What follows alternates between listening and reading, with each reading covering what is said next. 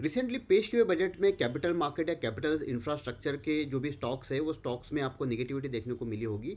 इसका रीज़न ये है कि ये इस साल के बजट में ऑप्शन में जो भी ट्रेडिंग का जो चार्जेस लगता है एसटीडी होता है वो 0.10% से 0.15%, मतलब ऑलमोस्ट 50% से बढ़ाया गया है। एंड फ्यूचर में जो भी ट्रांजैक्शंस होता है उसमें जो पहले एसटीडी 0.02 लगता था वो बढ़ा के 0.05 कर दिया है, मतलब ऑलमोस्ट 150% बढ़ाया है ये फेब से। That also been from the immediate effect. तो इसकी वजह से क्या होगा कि जो भी कैपिटल मार्केट के रिलेटेड कंपनीज है वो कंपनीज का जो मार्जिन है, बिकॉज 90% ऑफ द ट्रांजैक्शन जो होते हैं कैपिटल मार्केट में वो जो होते हैं वो डेरिवेटिव्स या फ्यूचर्स में होते हैं।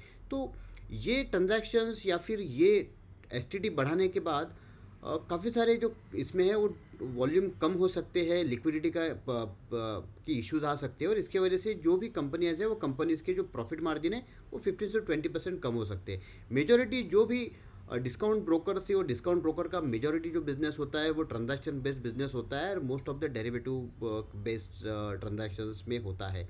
तो इनके प्रॉफिटेबिलिटी पे असर हो सकता है, और इसी का आपको देखने को भी मिला रहेगा। जो भी डिस्काउंट ब्रोकर जो लिस्टेड कंपनीज है उसमें काफ़ी सारा सेलिंग आया था बजट के दिन, और आगे चल के भी हो सकता है कि थोड़ा सा प्रेशर बने। बट देखने जैसी चीज़ ये है कि गवर्नमेंट को जो है जिस तरीके से ट्रांजैक्शंस होते हैं डेरिवेटिव में, और जिस तरीके से जो हमारा रिटेल इन्वेस्टर वो लॉसेस करता है, जैसे गवर्नमेंट या फिर एक्सचेंज खुद कहता है कि 10 में से 9 लोगों को डेरिवेटिव्स में लॉसेस होते हैं।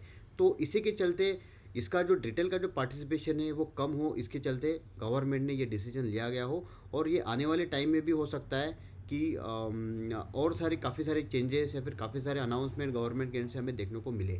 Thank you.